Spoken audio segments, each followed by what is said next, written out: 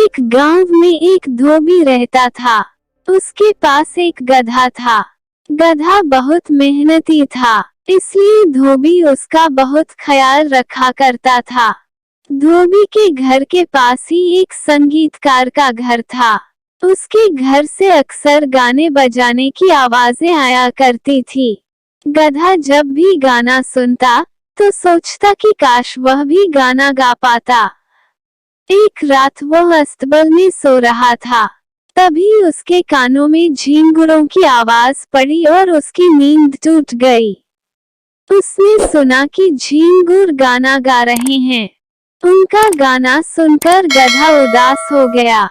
उसे उदास देखकर एक झींगुर ने पूछा, गधे भाई, क्या बात है? तुम उदास क्यों नजर आ रहे हो? गधे ने दुखी मन से कहा, तुम सब कितना अच्छा गाते हो। काश मैं भी इसी तरह गा पाता।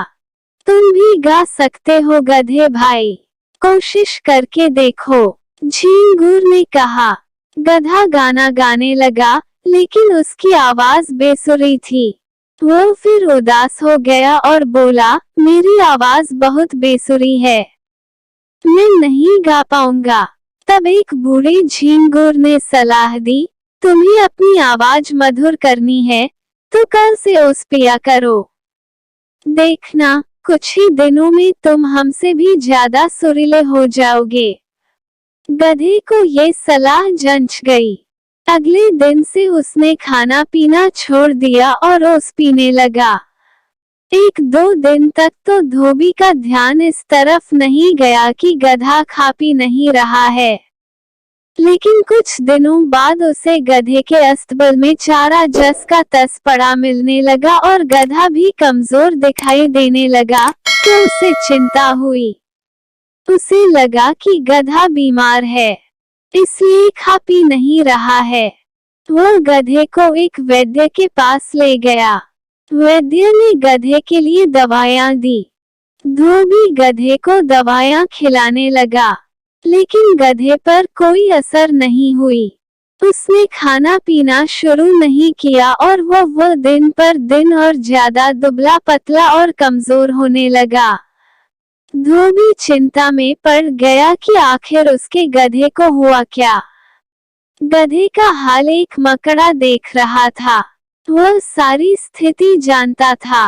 एक दिन वो गधे के पास गया और बोला, गधे भाई, तुम क्यों उसके भरोसे खाना पीना छोड़कर बैठे हो?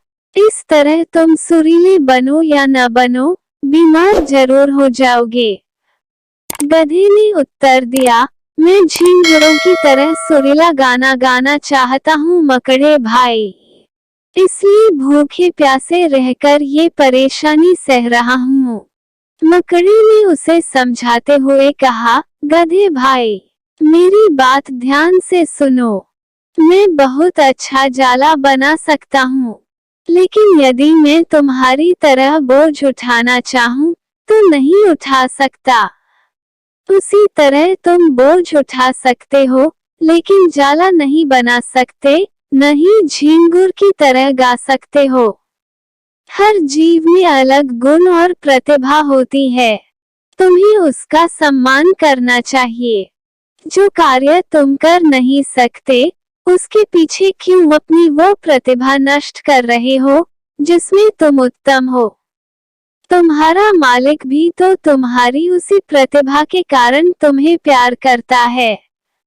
मेरी इस बात की समझो और कल से खाना पीना शुरू कर दो।